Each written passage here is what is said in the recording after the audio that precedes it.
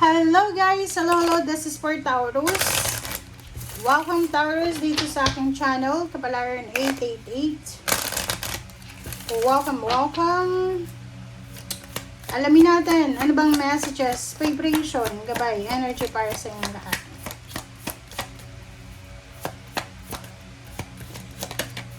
Okay, Taurus, 11. Hagupit. And Tower. Nako. Okay, guys. Kukuha muna ako ng ibang message ha. Kasi eto, alam ko na yung message mo dito. Pero let's clarify din sa ibang card. Kasi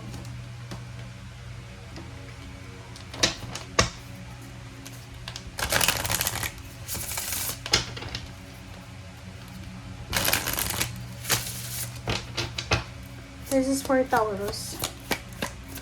Last 2 weeks of May, Taurus. Effortless. Creation. This is new beginnings. Waterfall. Effortless. So, kung makikita mo dito, Taurus, etong dalawang to, currently, ngayon, meron dito, comment sa comment section na. Meron kang pinagdadaanan talaga na talagang hagupit ng panahon. Maybe your lack of money, may problema ka sa pera, walang sumusuporta sa'yo, marami kang obligations, marami kang binubuhay. Pwedeng binubuhay mo yung in-laws mo, or yung asawa mo, boyfriend, girlfriend, walang trabaho, ikaw lang yung nagtatrabaho.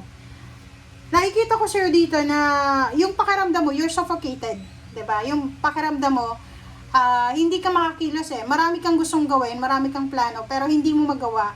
It's because marami kang kailangan i-consider bago ka gumawa ng actions. Pag ganun yung sitwasyon, parang feeling mo nasa kulungan ka, 'di ba? So yun yung tower na to. Sinasabi ng tower na to na para kang si Rapunzel. Imaginein mo, alam mo yung story ni Rapunzel, 'di ba? Nasa taas siya ng tore.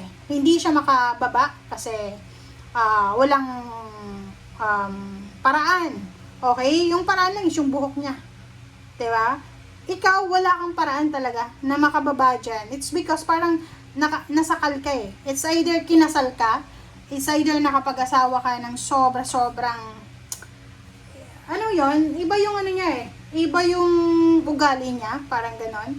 Or posibleng trabaho yan. Pwedeng nakakontrata ka sa isang trabaho na mahirap ng alisan. Parang ganon. Ang dream time na to, eto yung Zero the Full. Pwede din siyang impress. Sinasabi ng bara sa'yo dito na yung minamanifest mo na freedom, 'di ba? Eto kasi yung freedom eh, 10. Minamanifest mo yan na sana makaalis ka na sa sitwasyon na parang nakakulong ka. Or pwedeng yung iba sa inyo literal nakakulong ha. Or pwedeng kontrata to, marriage contract, or trabaho, kontrata sa trabaho.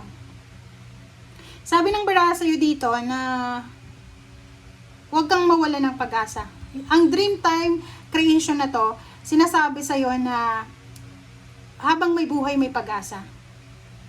Habang buhay ka, may kakayahan ka na ma-solve or ma-resolve yung mga issues mo sa buhay. Effortless yun eh. 'Di ba? Na parang sinasabi sa'yo na effortless ka na makakapagsimula ulit ng bagong buhay. Okay? Kung galing ka dyan sa, kasi hagupit to eh, 'di ba? Na parang lahat na lang ata ng nangyayari sa buhay mo ay puro na lang pain and heartaches, trials, errors. Parang in short, parang minamalas, parang ganon.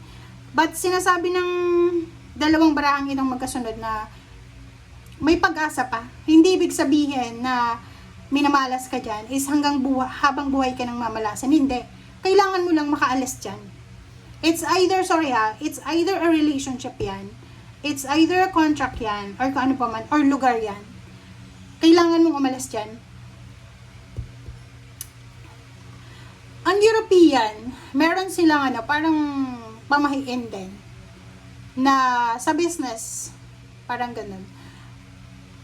Alimbawa, nag-launch sila ng business sa isang lugar. Tapos, syempre pag may business ka, meron kang target eh.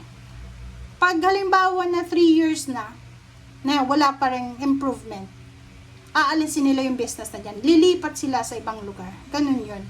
Parang sa'yo din, kung hindi ka, alam mo na hindi nag-improve yung situation mo sa lugar kung saan ka man ngayon, trabaho man yan, residence man yan, kailangan mong lumipat, kailangan mong umalis dyan.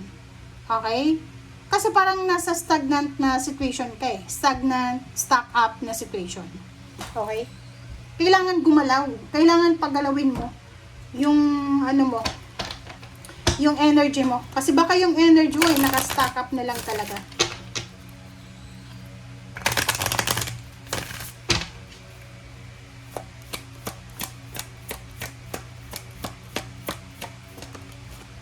Okay, divination.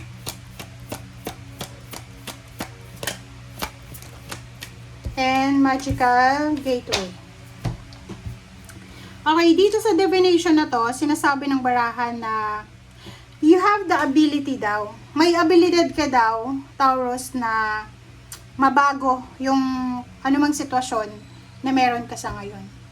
So, yun naman pala eh. So, wag mong sayangin yung oras, panahon. Kung hindi ka na masaya sa lugar kung nasan ka man sa ngayon, pagod ka dyan, minamalas ka dyan, oras na siguro para kumilos ka. Okay? Magical gateway, sinasabi ng baraha sa'yo na kailangan mo talaga ng courage, kailangan mo ng lakas loob, ng tiwala, para makaalis ka dyan. Kasi, ang nakikita ko sa'yo, natatakot ka. Natatakot ka na baka pag-alis mo kung saan ka man pumunta, ganun pa rin. Eh, this one is risky daw. Okay? Kailangan mo ng lakas loob. Lahat naman tayo eh. Alam mo yung buhay, love life man yan, trabaho man yan, para lang siyang sugal. Sinusugal mo, di ba? Like kung nag-a-apply ka ng trabaho, di ba? Parang sugal lang siya na hindi mo alam kung tatanggapin ka, pero tinatry mo pa rin. Okay, ganun lang yun.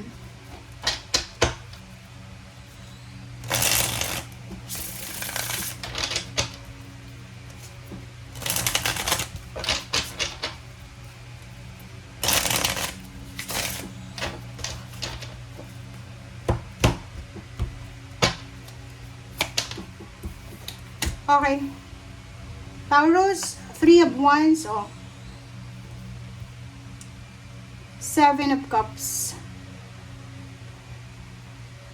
You're waiting eh. Diba? Ang nakikita ko sa'yo dito, talagang malungkot ka. You're sad, hindi ka satisfied, nag-aantay ka. Nag-aantay ka ng pagkakataon, ng choice, ng option. Parang nakikita ko sa'yo dito na siguro kailangan mo ng tulong. Pwedeng financial help or emotional help or may health issues ka. Kailangan mo ng tulong galing sa pamilya mo. Pero hindi mo magawa, it's because siguro may kasalanan ka. So, you're waiting for parang signal, go signal. Halimbawa lang dito is kaaway mo yung pamilya mo, kapatid, magulang. And then, ngayon, parang feeling mo kinakarma ka. Feeling mo ngayon, minamalas ka. Gusto mong bumalik sa buhay nila. Kasi parang, halimbawa, di ba, naglayas ka siguro or umalis ka. Na-realize mo na mas happy pala doon sa pamilya mo. Kaysa kung nasan ka man sa ngayon. Di ba? So, sinasabi ng barahan, nag-aantay ka ngayon ng go signal kung pwede ka nang bumalik sa inyo. Tingnan natin. Oh, no pa daw. Temperance eh. Sabi ng baraha, fresh pa daw eh. So, sinasabi ng baraha sa'yo na konting tiis pa daw. Konting tiis pa, konting paghihintay pa, matatapos din yan na mga problema or issues mo. Okay? Nakikita ko sa'yo dito, maybe this is promotion, salary increase, contract signing, documents, papers. Sinasabi ng baraha, konting tiis pa daw. Okay? Konting tiis pa. Makukuha at makukuha mo din yan sa tamang panahon. Ace of Pentacles. Wow! So, di ba? So, by the end of the month ng May, Taurus, sinasabi ng baraha na posibleng there's a job offer na paparating sa'yo. And yun yung rason para maging masaya ka na ulit. Nakikita ko sa'yo dito na dahil dyan, sa bagong trabaho, bagong source of income, magkakaroon ka ng chance para makapag-ipon ng pera.